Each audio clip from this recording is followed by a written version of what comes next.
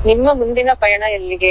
ಮಂತ್ರಾಲಯ. ಹೊಸ ವರ್ಷ ಬಂತು ಅಂತ ಪ್ರತಿಯೊಬ್ರು ಪ್ಲಾನ್ಗಳನ್ನ ಮಾಡ್ಕೊಂಡಿರ್ತಾರೆ, ಹೊರಗಡೆ ಎಲ್ಲಾದ್ರೂ ಹೋಗೋಣ, ಎಂಜಾಯ್ ಮಾಡೋಣ ಅಂತ. ಬಟ್ ನಮ್ಮ ಅಕಾಡೆಮಿ ಮಕ್ಕಳು ಮತ್ತೆ ನಾವು ಕೂಡ ಅದೇ ತರ ಪ್ಲಾನ್ ಮಾಡ್ಕೊಂಡಿದ್ವಿ 1 ಮಂತ್ ಬ್ಯಾಕ್, ಮಂತ್ರಾಲಯಕ್ಕೆ ಹೋಗೋಣ ಅಂತ. ಸೊ ಆ ಮಂತ್ರಾಲಯಕ್ಕೆ ಇವಾಗ ಹೋಗ್ತಾ ಇದೀವಿ. ಆ ಜರ್ನಿ ಯಾವ ತರ ಇರುತ್ತೆ ಅಂತ ನೋಡ್ಕೊಂಡ್ ಬರೋಣ ಬನ್ನಿ. ಸಂಜೆ 6 ಗಂಟೆಗೆ ನಾವು ಬಸ್ ಹತ್ತಿದ್ವಿ. ಸೊ ಹಾಗಾಗಿ ಮುಂದೆ ನಮ್ಗೆ ಊಟ ಮಾಡಕ್ಕೆ ಟೈಮ್ ಸಿಗಲ್ಲ ಅಂತ ಹೇಳ್ಬಿಟ್ಟು ಅಲ್ಲೇ ನಾವು 9 ಗಂಟೆಗೆ ಊಟ ಮಾಡಿದ್ವಿ.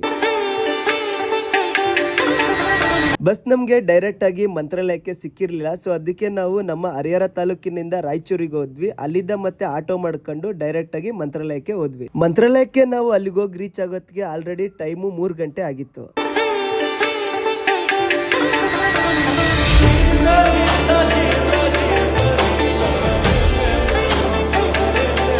ನವೀನ ರಾಘವೇಂದ್ರ ಮಠದಲ್ಲಿರುವಂತ ಸನ್ನಿಧಿಯಲ್ಲಿ ತನ್ನ ಮುಡಿನ ಕೊಡ್ತೀನಿ ಅಂತ ಅನ್ಕೊಂಡಿದ್ದ, ಆ ಮುಡಿನ ಕೊಟ್ಟ. ಅಲ್ಲಿ ರೂಮ್ ಸಿಗುತ್ತಂತ ನಾವು ತುಂಬಾ ಹುಡುಕಿದ್ವಿ, ಬಟ್ ರೂಮ್ ಸಿಗ್ಲಿಲ್ಲ. ಕಡೆಗೂ ನಮ್ಗೊಂದು ಸ್ಕ್ಯಾಮ್ ಆಯ್ತು. ಆ ಸ್ಕ್ಯಾಮ್ ಯಾವ ತರ ಅಂದ್ರೆ, ಆ ರೂಮ್ಗೆ ಹಬ್ಬ ಅಂದ್ರೆ ನಾವು 500 ರೂಪಾಯಿ ಕೊಡ್ಬೋದು, ಆದ್ರೆ ಅವ್ರು ನಮ್ ಸ್ಕ್ಯಾಮ್ ಮಾಡಿದ್ದು ಆಲ್ಮೋಸ್ಟ್ ಒಂದು 2,500 ಮಾಡಿದ್ರು.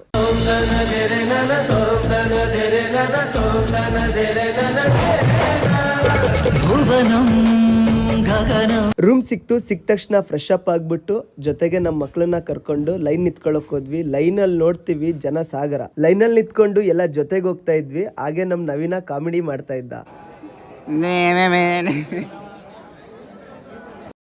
ನೀವ್ ದೇವ್ರಿದಾನೆ ಅಂತ ನಂಬ್ತೀರಾ?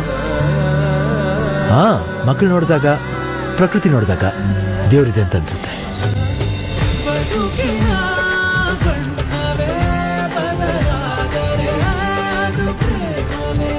ಕಡೆಗೂ ರಾಯರು ನಮ್ನ ಒಳಗಡೆ ಕರೆಸ್ಕೊಂಡ್ರು. ಕಡೆಗೂ ಆ ದರ್ಶನ ನೋಡಕ್ಕೆ ಒಳಗಡೆ ಹೋದ್ವಿ. ಮಂತ್ರಾಲಯ ವಾಸ ಮಂತ್ರಾಕ್ಷತೆಯ ಅರಸ ಗುರು ರಾಘವೇಂದ್ರ ರಾಘವೇಂದ್ರ ರಾಘವೇಂದ್ರ.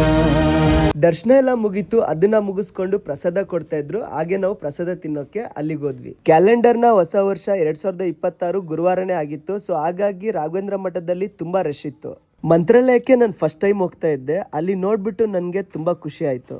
ಹಾಡೋ ಭಾಷೆಗೊಂದು ನೀಡೋ ಮಾತಿಗೆಂದು ಶೋಭೆ ತರುವ ಜೀವನ ನಿನ್ನ ಕುಲವು ಎಂದು ನಗುತ್ತಿರಲಿ. ತುಂಬಾ ಖುಷಿಯಿಂದ ನಾವು ಮತ್ತೆ ನಮ್ಮ ಅಕಾಡೆಮಿ ಮಕ್ಕಳು ದರ್ಶನ ಮುಗಿಸ್ಕೊಂಡ್ಬಿಟ್ಟು ಹಾಗೆ ನಮ್ಮ ಊರ್ ಕಡೆ ಹೊರಟ್ವಿ.